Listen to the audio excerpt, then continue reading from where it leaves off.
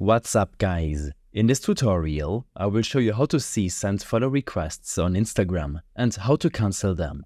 This should be quite an easy tutorial. For more information, click on the first link in the description below. Are you trying to preview the follow requests you have sent to others or cancel them?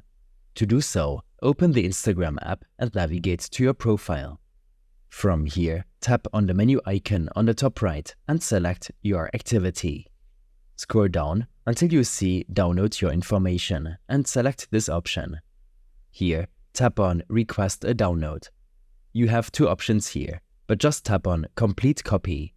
Next, tap on Submit Request. Now, wait for 5 to 10 minutes. Instagram will send a link to the email inbox associated with your account. In the meantime, download an extractor app from the Google Play or App Store on your iOS or Android device. When this is done, navigate to your email inbox and open the link sent by Instagram. Using your default browser, log in using your account credentials. On this page, tap on Download. Once you tap on Download, it will prompt you with your Instagram password.